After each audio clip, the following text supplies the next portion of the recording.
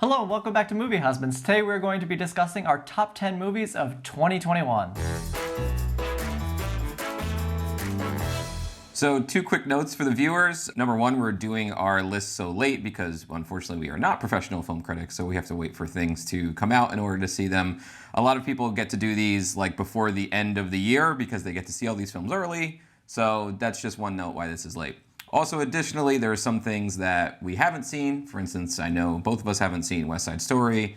I wanted to see Red Rocket really bad. I didn't get to see that yet, but we didn't want to hold off doing this any longer. So I think we've seen most of what we really wanted to see. I always find this interesting because even though we do reviews and we kind of know what the other person is thinking in terms of what they thought of these movies, I find it very interesting that we haven't even talked about these top 10 films. So I'm excited to see if there's any shocking things in here or things that maybe have sat with either of us a little bit better that we didn't expect and maybe is on there, or something that we thought sat better than it did and it actually didn't make the list at all. But I think to start, we can get going with our honorable mentions of the year, kind of movies that we would have liked to make this list if there was room for it, but alas, that's the name of the game. It's top 10, not top 20. So I don't know if you want to do the honors and start with your honorable mentions to start. Sure. Summer of Soul, Que Vada Saida, Come On, Come On, 9 Days, Procession,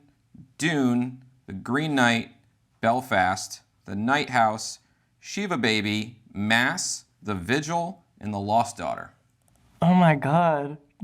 Why? What are you surprised about? Well, I don't want to say too much because some things might end up on my list that are obviously... Yeah. Which, by the way, I think you alluded to this, but our top 10s are mysteries to each other. So, Yes. yeah, we do not go over them before the video. Okay, I'm kind of surprised Summer of Soul didn't make your list, considering the reaction you had to it when you saw it. Loved it. Was it difficult for you? Is there like things on this list that you found to be like that 11th or 12th spot that you wish you could have put on? I mean, I would say of these movies, the hardest to not make a top 10 are The Lost Daughter, Shiva Baby, Que Vada Saida, and Summer of Soul. Those would be like if I made a top 15. In fact, the 11th spot is The Lost Daughter. And I have to talk about Belfast because I am devastated that it did not make your list. But I know you don't like it as much as I do, so... I almost didn't put it on my honorable mention. Oh my God. But I thought if it wasn't going to be there, that you'd be really mad at me. So I put it on. It's kind of true. I wouldn't be. I know. I like that movie. I just don't... I don't like it as much as the rest of the movies on this list, I think. All right, so for my honorable mentions, I have Come On, Come On, Spider-Man No Way Home, The Humans, Tick, Tick, Boom, Dune, Licorice Pizza, Shang-Chi and the Legend of the Ten Rings, Malcolm and Marie, Drive By Car, The Tragedy of Macbeth, Summer of Soul, The Lost Daughter, Mass, and Procession. That's not that surprising. Except for Drive My Car. I'm a little surprised that didn't make your list.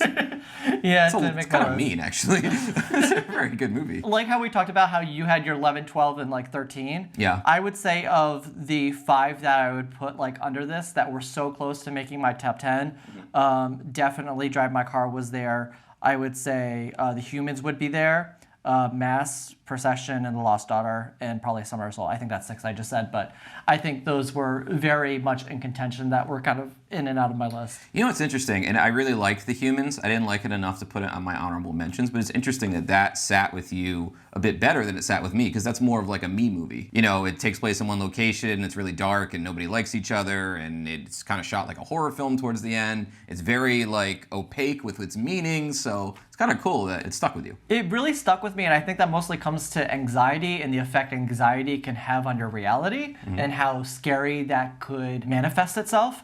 And I think that film did such a wonderful job visualizing those manifestations of anxiety and panic. So now we're going to go to our top 10. We're going to go film by film. Last year we kind of raced through them, so we're going to just quickly say a little blurb about each film, and then if there's a film that was maybe on one of our honorable mentions that made one of our lists, we could talk about it then, why it's an honorable mention versus a top 10. Sounds great. So my number 10 spot is a film called The Novice, which is a directorial debut from Lauren Hadaway.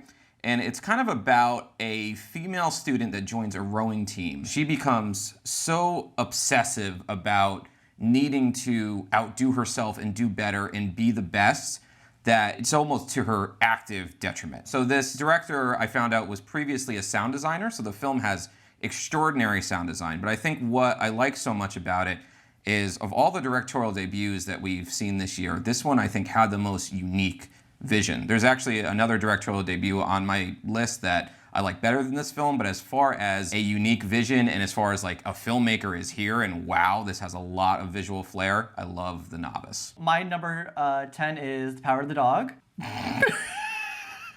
Never mind that you took me out on Valentine's Day and like ranted about this movie for like 10 minutes. Anyway, go on. It's a great film, and it did make my top 10 list, but I did think you would be a little disappointed, and that reaction was absolutely priceless. Jane Campion, of course, we've talked about this movie multiple times in our videos. We have a review of it, so I definitely recommend seeing that to hear more on our thoughts. Some things I love so much about this film is the complexity of relationships and how your conversations, how you treat other people can have long-lasting effects.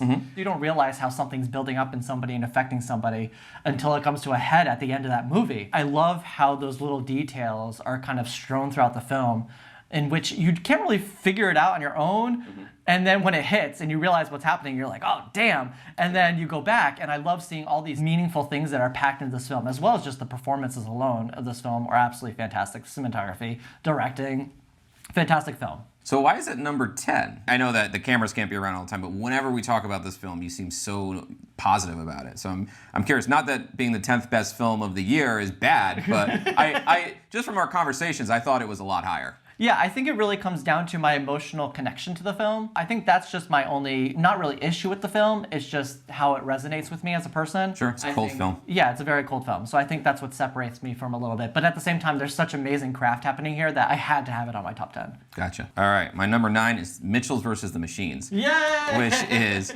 such a great movie and the most pure joy I had watching a movie all year. It is better satire than other satires that we won't mention that came out this year. I mean, it is just, it's so funny, so wacky, so touching. I laughed more in this movie than any movie this year. I don't know what else to say about it. I loved it so much. I agree wholeheartedly, and maybe I'll have more to say on that soon. I'm like terrified sitting here. I'm like wondering at what point I get up and leave the table. You might get up and leave the table right now. Okay, so my number 9 film is The Worst Person in the World. Okay. Absolutely enjoyed this film. I know you had more of an intense reaction coming out of the theater than I did, so maybe it's not too surprising at where it is on my list. But at the same time, I found so much to enjoy about this film in terms of the story and the concepts of dealing with your life post-college, what's happening and where you're going in your life, and how much of an awkward time that is. I really do think it was actually one of the best written films of the year. Agreed. So I'm so excited. I don't know if it's going to win for its script, but I'm really excited for the potentiality of being on Oscar night and being excited by the news that this won Best Screenplay. Clearly, I'll have more to say about this a little later. I figured you might. Yeah. My number 8 is Titan, which is a movie that I really love and I think is probably the biggest risk-taking film I've seen this year and maybe the biggest high-wire act. I really don't know how this film works. If you told it to me on paper, the things that happen in this film and how they coalesce together, I would never think it would work. I am shocked that this director was able to pull this off. It's a movie that I really liked when I first watched it, and the first 40 minutes, I think, are the most uncomfortable I've been in a movie theater in several years. I think the only thing that I want to almost take back a little bit about our review is we focus too much on the horror elements and the uncomfortable elements of the film and not quite as much on the second half of the film, which is really interesting psychologically and actually oddly touching towards the end. All right, so for my number 8, I have Flea, documentary. We did a review on this as well. The person being interviewed did not want to be visualized on screen for various reasons, that the animation really brought to life a lot of his story as well as the interviews that he was giving. And I just love that this movie told an important story about, the crises that refugees face in trying to escape such a horrible situation in their lives. And also the trauma that comes with that and how that affects your life and your emotional connection with other human beings. And how do you reconcile those two things and move on with your life? So I'm about to cheat. All right. So number 7 is actually a tie, and I'm going to tell you why. So wait, so you say you have 11 films on your top 10 list with one being a tie? You have to listen. So number 7 is both Drive My Car and Wheel of Fortune and Fantasy, which are two films directed by Hamaguchi. He put out two films this year. Drive My Car is getting all the attention. Wheel of Fortune and Fantasy is not getting very much attention. And the reason that I want to put these two films together, because I genuinely think they're equally as good as one another. Drive My Car shows all of the benefits of long-form storytelling. So it's a 3-hour film, and the time really benefits the film. Whereas Wheel of Fortune and Fantasy is a 2-hour film that has 3 different short stories in it that are all about 40 minutes long. And those films have to get to the point much faster than Drive My Car. So I thought that they were actually really interestingly opposed to one another. And I was so surprised how Hamaguchi was able to use time and space so much to his advantage in Drive My Car, and then be so succinct in this other film that he released this year. So that's why I was so impressed by them, and I thought that they kind of had to go together. I'll give you a pass. Yeah. All right, so my number 7 film is Asghar Farhadi's The Hero. One of the things I love so much about this film, and this is actually kind of connected to Drive My Car as well, is just how naturally lived in this film is. You really feel like you're following somebody's life as it naturally is progressing through the storyline. I love what it has to say about culture and society and lifting people up and tearing them down so quickly and trying to navigate that as a person that's dealing with all those things. This is my number 6, actually, so I'm gonna piggyback on what you were saying. I think the only thing you didn't talk about that I love so much about the film is its moral complexity, right? This is a movie that you can have a 3-hour conversation about. Just the motivations of the characters, to what degree they're virtuous, to what degree they're selfish. It's a fascinating film. Asghar Farhadi has been one of my favorite filmmakers for like 10 years now, and it's amazing that he just pumps these great films out every couple of years. He really hasn't faltered. My number 6 is Inside by Bo Burnham. I absolutely find this comedy special film, whatever you want to call it, to be a generational and cultural masterpiece. I just absolutely love how Bo Burnham took so much of the anxieties of our generation and just so visually encapsulated how to find happiness or kind of laughter in a period of so much turmoil and despair. I don't know if I've seen anything really accurately communicate what that process is like in a way that also kind of shows how that affects your own psychological well-being and your own mental stability. I think this came out in May. I think we had a discussion then if we thought it qualified for our film list or not. So clearly we made the decision that it did qualify for the film list. But I think that what's so wonderful about Inside is just how he made this entire thing from the ground up. The songs, the comedy, the writing, he filmed it all himself. All of the lighting, like it shows you all of the amazing things that you can do in one room by yourself for 18 months. I'm not sure there's anything this year that made me feel as understood as Inside did, and it came at just the right time. And we never reviewed it. We've actually never even mentioned it on the channel because there was so much discourse around it when it came out. I didn't think that we could add anything, but yeah, it is such a great special. Okay, so my number 5 film is Pig by Michael Sarnowski. Amazing film, probably the first great film we saw this year. It has such a profound sense of melancholy and wistfulness that's through this film that you feel achingly sad, but you feel hopeful at the same time. You have this thought that these characters will be able to move on from their grief in some way. But it's a film that's just so deeply soulful and humanistic and directed so beautifully by Michael Sarnowski. And certainly check out our review if you want to hear us talk more about Pig, but I love that film. Speaking of Pig, that's also my number 5 film of the year. Top 5. Top 5. The way this film unravels and unveils itself to the viewer was one of the most fantastic things about this film. And in terms of all the films that we saw this year, it did it so well in revealing what the characters are and what their motivations are. It's a film that the character motivations are not obvious. They're put in spots where they're going to be most powerful, so you find out all this information very gradually. It's one of my favorite things about the film. My number 4 is Bo Burnham Inside. All right. Which we have already talked about. This is a film, special, whatever, that stuck with me all year long. As you said, we listen to it all the time. I still feel emotionally connected to it. Like I remember the way I felt when I first watched it in that last 30 minutes that are, punishingly depressing, but also hopeful in its own way. It came at the right time and that it was such a comfort that somebody felt the same way that I did. So my number 4 film of the year is The Mitchells vs. the Machines. I just can piggyback off what you said earlier, just how hilarious this movie is. And so much deeper than that as well. I think one of the fantastic things about this movie is how it blends grown-up themes into a kid's animated film. Like you said, it does satire so well. It has so much to say about mega corporations, our connection and dependency on technology, and also relationships, especially between parents and their children. As children get older, those relationships have to be redefined, and how you learn to understand your parents and how your parents have to find new understanding of you. It's crazy to think that an animated film that has Furbies can do so much more than just be something funny and hysterical that has so much more to say. It was so emotionally resonant for me, and it also just made me, like you said, I did not stop laughing this entire film. And I know everybody loves Encanto, but like I am rooting for this film in the Oscars. Same. I want this to win. Encanto's great, but I like this film better. So my number 3 film is a film that you and I have never discussed. It is called This Is Not a Burial, It's a Resurrection. Okay, I've never heard of it. It's a film from Lesotho, which is a country I hadn't heard of before this film, and it's the first time that this country has ever submitted a film to the Oscars for Best International Film. So it was not nominated. It was eligible last year, but it was not nominated. It follows an elderly woman who has lost everything. She lives in a village in this country. Her husband has passed away, her children have died, and the only thing that she has left is this community. Her village is slowly being taken over by these investors who want to build a dam there.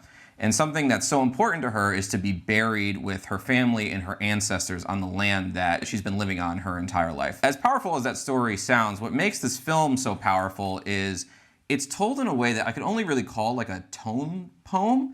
It's not a film that chugs along with these natural plot mechanics. It's a film that tells you its story through images, and it probably has the best images of any film that I've seen this year. It's most closely related to maybe like a Terrence Malick, but it's so much better than Malick's films often are. And it has such powerful imagery, and it has an absolute knockout ending. I felt like I had seen a completely unique and beautiful work when I watched this film. It's almost difficult to talk about what makes it so unique and so beautiful. My number 3 film of the year is Belfast. Oh. You had the assumption that this was going to be my number 1 film for months. Yeah, I'm glad it's not. I don't know what's number 1 now, but I'm glad that wasn't. Honestly, if Mitchells vs. the Machines was number 1, I would have been like applauding you. It's such a great movie. Anyway. This was just my heartwarming movie of the year. I absolutely adore this film. This movie so perfectly encapsulated childhood and what childhood is like, the feelings of childhood. I love that nostalgia, how it was brought to life in this particular way, just from the perspective of the main character, Buddy, and his relationship with his family members and his friends, and how immediate all these things are to his life. It's a nice film. I think that it's the embers of that warmed your heart, I think, fade just a little bit faster for me in general, but with this kind of filmmaking that's just very sentimental, I do feel it in the moment, but it just doesn't last with me the way that the rest of my top 10 does. But it has a lot of good things about it, especially the acting. My number 2 is The Power of the Dog. Of course. Yeah. Wait, oh. Yes. So my I kind of figured that might be your number 1. Yeah, my number 2 is The Power of the Dog, which is a wonderful movie. I really don't think I need to talk about it anymore. I do think it's the best directed movie of the year. Jane Campion just killed it. And we talk about this movie so much. I really don't need to talk about it anymore. Everybody knows I love it if you watch this channel. So. All right, so my number 2 film of the year is Shiva Baby. Oh, I love Shiva Baby. Love Shiva Baby. Did you rewatch this? I rewatched this film. Oh, great. Okay. It was on my list of rewatches because there was a couple films that we watched early in the year, and I was like, I need to revisit these. Even though they sat really well with me, I wanted to revisit them to be sure of my feelings of them. And this was one of those films. I absolutely adore how this film so perfectly encapsulates the anxious feelings of being in a group of people that are all talking about you with you right in the room. Another great thing I love so much about this movie is that it's Emma Seligman's directorial debut. This is her first film. I find it so rare to see a film that's been directed for the first time by somebody come out so fantastically well. The reason it comes out so well is because all the elements of this film are done with such purpose and intention, whether it's the music that's playing in the background and the anxious strings that are being plucked, and the acting and how cringy it feels when you are just stuffing your face with food because people are talking all around you and you have nothing else that you can do. I absolutely love this film because of all the elements that were just put together so fantastically well. And I watched this film again and I laugh and I cringe, and it does all the right things in all the right places, and it's very succinct as a movie too. So it doesn't overstay its welcome. and it just knows exactly what it's going for, and it accomplishes it with such merit. We're always kind of searching for interesting things to review on the channel. You know, we don't review a lot of mainstream films, and I had just heard about this film somewhere, and we turned it on a Friday afternoon, and it was just great. I love this movie. It is very hard that it wasn't on my top 10. It's on my honorable mentions, but it stuck with me all year long, and I agree with everything you're saying. This is such a funny movie, and as long as you can deal with cringe humor, it just gets cringier and cringier and funnier. And the way I remember all of this great hilarity with her family and just those kind of awkward interactions you have in college with like your older grandparents or your older aunt and uncles. They were just spot on for what most of us experience. All right, my number one is The Worst Person in the World. That was the only thing I figured was left. Yeah, I feel a little strange putting this at number one because we saw it so recently. There could be a recency bias thing. But I remember saying to you at some point during the year that I really need like a Lady Bird this year, like a film that is deep and it touches me emotionally, but it also makes me laugh and it tries to hit all of these great things I love about film at once. I follow this film on Instagram and they keep posting quotes from it that I have even forgotten about that I've seen that just make me like the movie more. Like I was reminded of the scene where she's talking to the parents and she says, "Oh, do you cuddle your kids? They're going to be drug addicts because of this new research." I forgot about all of these wonderful things. The movie is so packed with great lines, and it becomes so touching and emotional and, you know, dealing with these really large philosophical questions about life towards the end. So it just gives me everything I wanted in a movie. From perspective of me coming out of the theater and seeing the emotional response that you had to the film made me happy, because there is nothing more enjoyable than going into a movie and coming out feeling like something just touched you in a way that you can't explain fully. And I was touched as equally by the comedy as I was by the more searing emotional parts. So that's why I love that film so much. So in the same way that you came out of The Worst Person in the World with this emotional response, you know, that's the way I felt about my number one film of the year, which is 9 Days. And not what I thought it was. Not what did you think it was going to be? Was Mass on your honorable mentions? Yes, it was. Oh, okay. I thought maybe it was going to be Mass. Okay, sorry. It's actually a movie that we reviewed that we never posted. And I think one of the things is just that I was rewatching that, I'm editing it, and I just found that I just couldn't accurately depict what it was about this film that gripped me so well. I don't know if we reviewed it too quickly after seeing it. The emotional response that I had to 9 Days, I can't even put to words. This film brought me to tears in the theater. And, did it again on the second? And this film brought me to tears again on the second showing, at which point I was trying to hide from you that I was rewatching it and having this response to it because I didn't want you to know and get spoiled. Obviously, I kind of saved that spoiler. I think it takes the concepts of the meaning of life and so brilliantly reimagines them and contextualizes them into this hugely original film.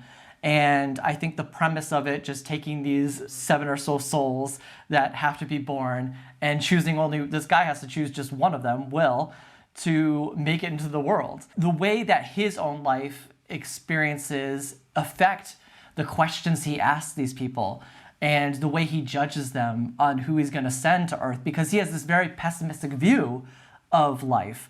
And I think that's really just the point of this film, is someone that was so passionate and had such humanity about them and how their own life experiences broke that down for them, and then remind themselves what it is about life that they love so much and how that was surrounding them the whole time and they didn't even notice. It was just so beautifully done. I cannot describe any more in further detail how much of an effect this film had on me. But it was one of those rare moments where you're sitting in a theater and you're watching a movie, and by the end, you are just feeling like you went through an experience that kind of changed your soul. And that's it for our top 10 movies of 2021. Let us know in the comments, what were your favorite movies of 2021? As always, thank you guys for watching, and we'll see you next time.